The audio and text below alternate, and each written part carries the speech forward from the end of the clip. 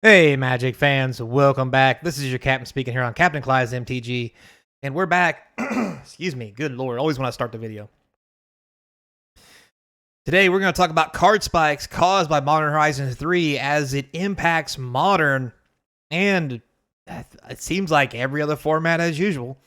So before we get started, don't forget, comment, like, subscribe, hit that notification bell. Subscription keeps us sponsor free, as if anybody would pay for this shit. But anyway, links in the description. I'll buy some cards to help out. I'd appreciate it. So let's get into the card spike. So one of the very interesting card spikes I've seen so far, Giraffe's Messenger. Excuse me. 3 black, 3/2. When it enters the battlefield tapped, and when it enters the battlefield, target opponent loses 2 life. It also has Undying, meaning when it dies the first time, it comes back as a 4/3. I don't remember what the hell Undying does. Yeah, 4/3 right here. I can just read the screen. That'd be fine. So, why is this card spiking? Well, goodness. The original card's only around 250 or so. This one is from the Secret Lair.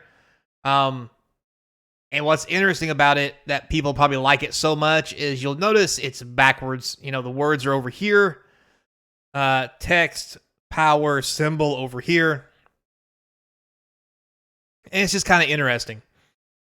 But what would cause a card like this to spike like it is? You can see here where the price is. It shows here, a near mint foil for this is 14. Now, mind you, there are cheaper prices. The reason for that is, as you can see right here, light played. Light plays aren't getting the same kind of love as near mints. So there is that. So what would be making this spike, for example, as it is? Well, funny enough, Aspiring Spike is making the spike happen.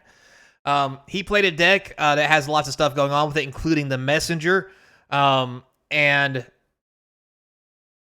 even though the spike has happened, no pun intended, probably this is going to come back down as people are starting to realize that it comes into play tapped, not all that great.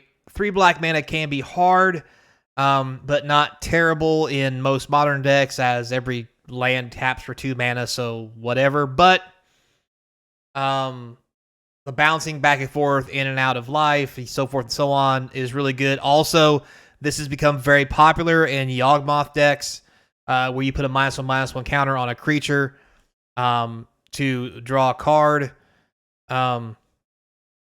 By doing that, if you have 2 messengers, you can create this infinite loop where you sacrifice 1 messenger, it goes to the graveyard, comes back with Undying. The other messenger, which has probably already died, has a +1/+1 counter on it. You put the -1/-1 on it, it removes the +1/+1. They cancel each other out. It's back to normal. Then you have a normal one, a +1/+1. You sack at the normal one to make the +1/+1 normal again. And basically, you could draw 2 run out of life, which you can get killed doing that. But very popular. People are finding other ways to do this, so this card spike is probably going to start cooling off by the time you guys see this video on July 3rd. However, other cards in Modern are causing this to, as you would say, live a little longer than it should, I guess, as a zombie would say. And that card is this right here, Codian Nightmare. So it's got a black and 1 enchantment. Enters the battlefield, you get 3 energy. You can pay energy X amount, you sacrifice a creature, and then return the Nightmare to its owner's hand, and return target creature card mana value X from your graveyard to the battlefield, activate only as a sorcery. This is another cheap way to get the Messenger onto the battlefield, among other things you can do inside those kind of mono-black Yawgmoth decks. So this is seeing a little bit of play. It's got a little bit of legs to it, but I think it's going to be easy to get around and navigate eventually, so, you do you.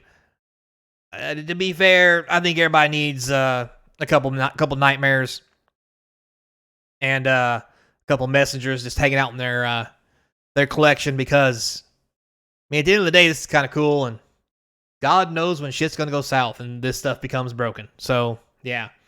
Speaking of broken and energy, let's talk about a card spiking heavily due to Pro Tour shenanigans. And that card is this little fella right here, the Sun Cleanser. That's right, from M19. Don't remember it? Don't worry, nobody else does either.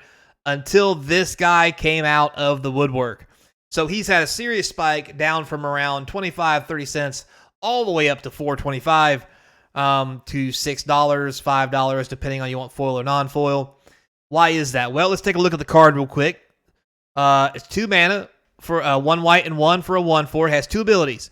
When it comes into play, you get to choose remove all counters from target creature. It can't have counters put on it for as long as Sun Chaser remains on the battlefield. Semi-relevant. However, target opponent loses all counters.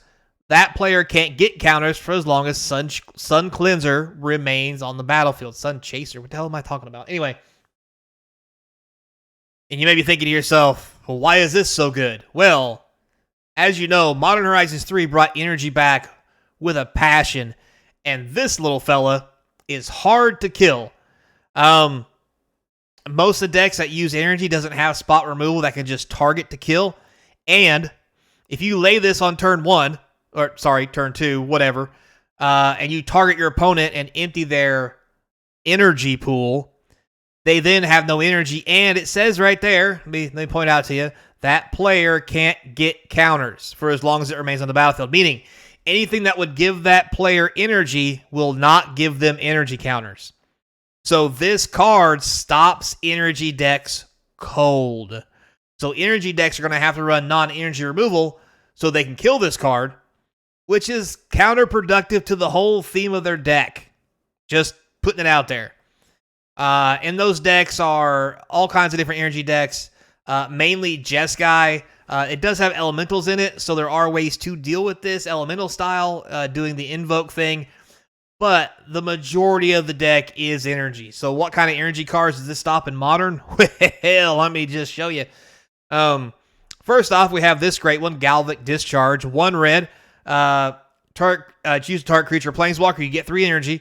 Then you pay any amount of energy. It deals damage. It deals that much damage to the permanent. So basically, this is a bolt for creatures and planeswalkers.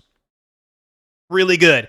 Also, if you're playing an energy deck and you have lots of energy, this could be more than a bolt. This could not just be 3 damage. It could be 4, 5, 6, 12, 15, 25.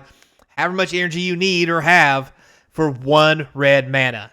Believe me, it is that good. Why is it that good? Because in Jeskai, not only do you have red things doing silly shit like this, but you also got white things doing silly shit like this. For example, Static Prison is real popular. 1 white, when it enters the battlefield, exile target non-land permanent and opponent controls until prison leaves play. You get 2 energy. At the beginning of your pre-combat main phase, sacrifice to prison unless you pay 1 energy. So if every card you play gives you energy, you can basically lock down a creature, permanent, whatever, until you kill your opponent. And for 1 white, this is pretty good.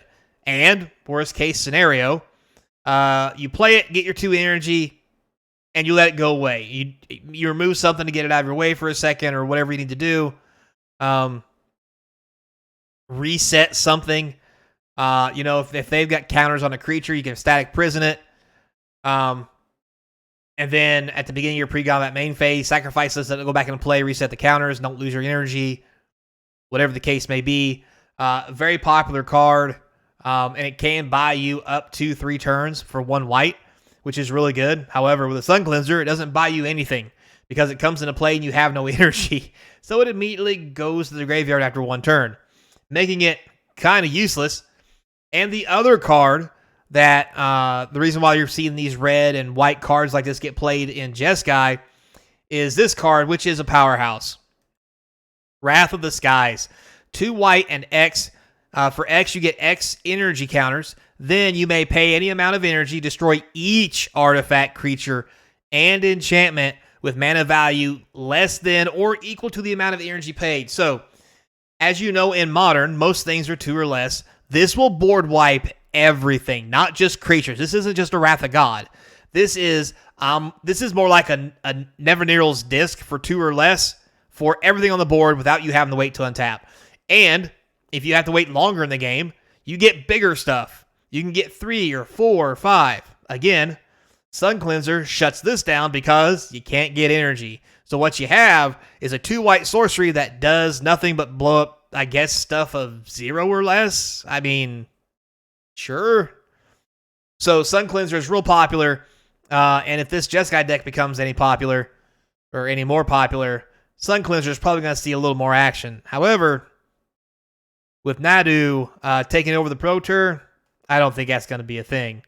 But with that being said, since July 4th is tomorrow, let's talk about Nadu since people really don't care a whole lot, and I'll be on vacation. You'll be on vacation. Let's just have a quick recap of the Pro Tour and what that really looked like. So, until next time, be kind, and as always, I hope to see you across from the game table. If you're playing Energy, I'm going to play Sun Cleanser, Sun Chaser. Jesus Christ. I swear I know my cards. I do research, I promise. Well, not really, but that's what I can say.